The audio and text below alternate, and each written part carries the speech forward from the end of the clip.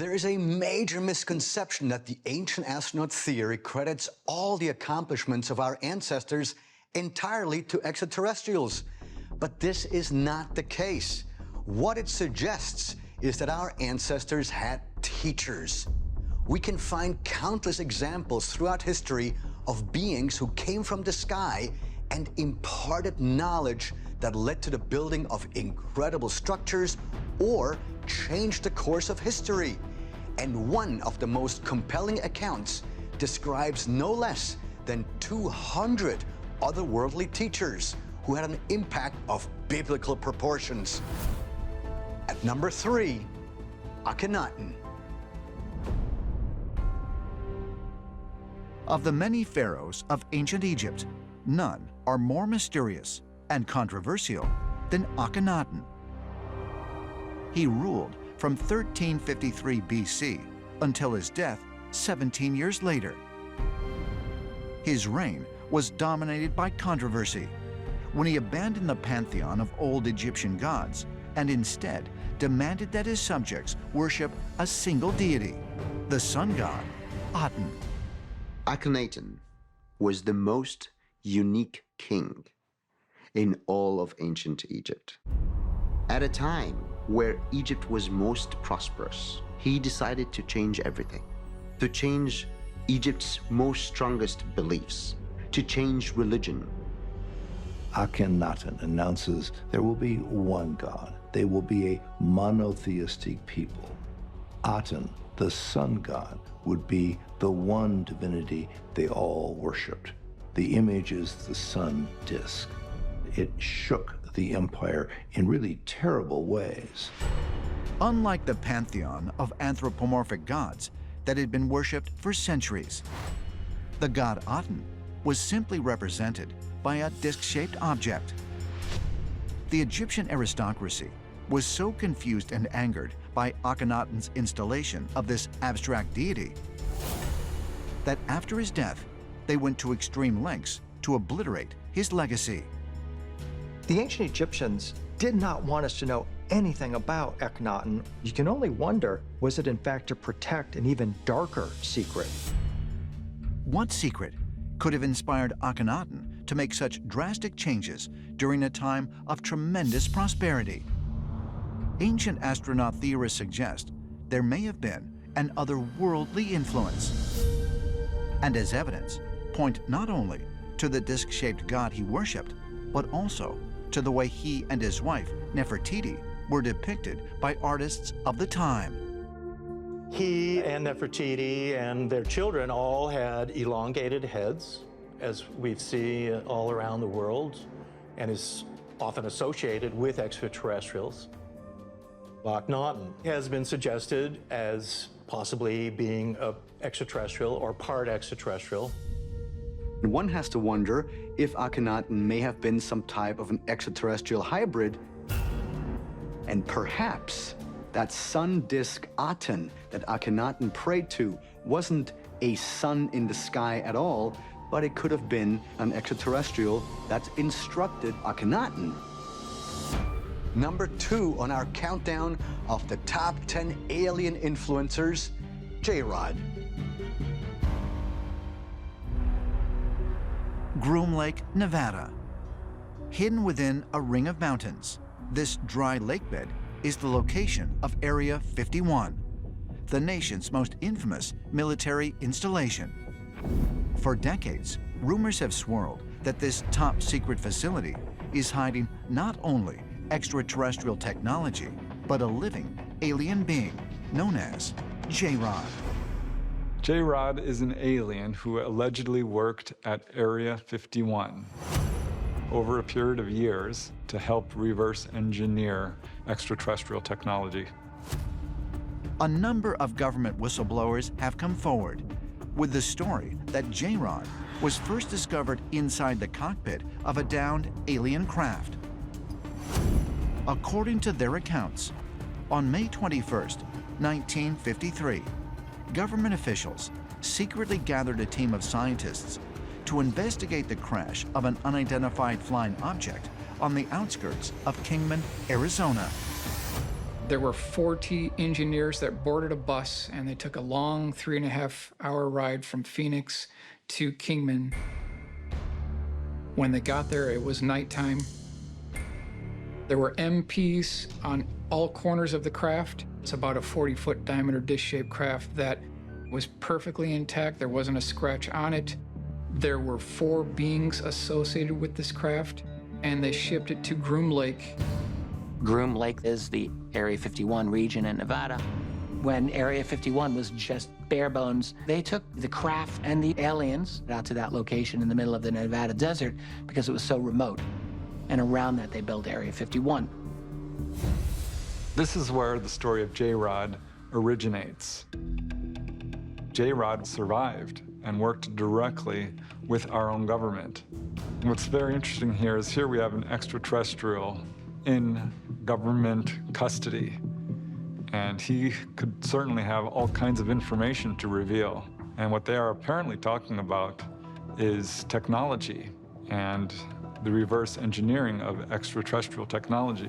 We had a long period of introduction into meeting, you know, an alien. And I called him J-Rod. That's the name that the linguist gave him. And he would talk, but he'd sound just like, if you spoke, he'd sound like you. You know, he's like one of the, you know, a parrot, you know, but he'd try and answer your question, you know. Basically, it was only engineering advice or science advice. Bill Uhouse said he met this being at least 10 times over a period of years, and he learned it was J-Rod's mission to help reverse engineer technology that was apparently from the 1953 Kingman UFO crash.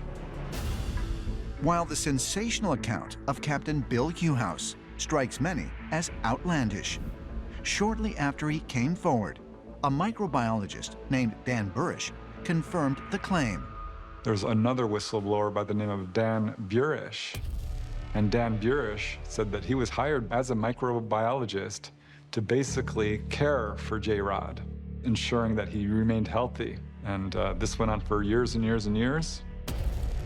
According to Dan Burish and Bill Uhouse, J-Rod was housed in a special underground chamber at Area 51. And J-Rod was not the only extraterrestrial believed to be working with the United States government. There's a lot of stories that we've worked with the aliens at Area 51 and that they worked at the White House and the Pentagon as advisors, helping us to better our world, and they have been sharing information for us to enhance our technology. This idea that actual physical extraterrestrials could potentially be influencing the course of the world is a possibility. I am sure there's envoys out there that do the same thing, not just on a planet, but in entire planetary systems. At number 1 on our countdown, unidentified aerial phenomena. December 16th, 2017. The New York Times releases 3 videos that were recorded by U.S. fighter jets. The footage, which appears to show encounters between U.S. Navy aircraft and unidentified flying objects, was brought to them by government whistleblower Luis Elizondo. Luis Elizondo is a former intelligence officer in the Department of Defense. From everything that we can see, he had a very stellar career, a very fine career. The release of the videos not only sparked a wave of interest about UFOs across the country, but forced lawmakers on Capitol Hill to take notice. This was a real turning point in the United States because the New York Times basically said that, yeah, there are UFOs out there, the government's looking at them. It's actually an important investigation. This really shows that UFOs and the study of UFOs and the investigation has entered the mainstream. The influence of the videos released by Elizondo emboldened other whistleblowers to come forward with evidence of UFOs. including Navy pilot David Fravor and former Area 51 engineer Bob Lazar. And in June 2023, former intelligence officer David Grush testified before Congress about a covert military program that has craft of non-human origin. I was informed in the course of my official duties of a multi-decade UAP crash retrieval and reverse engineering program. The impact of the testimony of these whistleblowers has brought the idea of extraterrestrials visiting Earth into mainstream conversation. But as far as ancient astronaut theorists are concerned, this is no accident. They suggest that the dramatic influence the whistleblowers have had on the public is part of a plan by extraterrestrials. What's really fascinating is that in the 1960s, Erich von Däniken proposed in Chariots of the Gods that aliens would show up when Earth civilization would reach a certain level of technology. And with everything that's going on right now, this may be the time when we will make contact. Some thousands of years ago, the extraterrestrials promised to return in a faraway future. And we have good reasons to believe that now they are back. More and more of these proven UFO cases appear to the public. Before, it was never shown to the public. We know we are not alone. We are under observation. And it must be extraterrestrials because they show a technology which we do not have.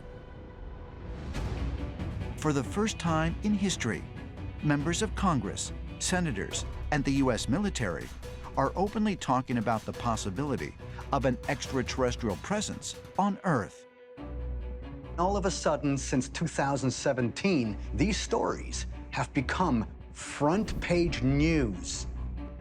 And it clearly shows that there was a type of a paradigm shift that's happened over the past 25 years.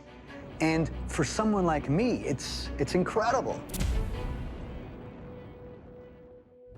The idea that extraterrestrials are deliberately revealing themselves to us is truly thrilling.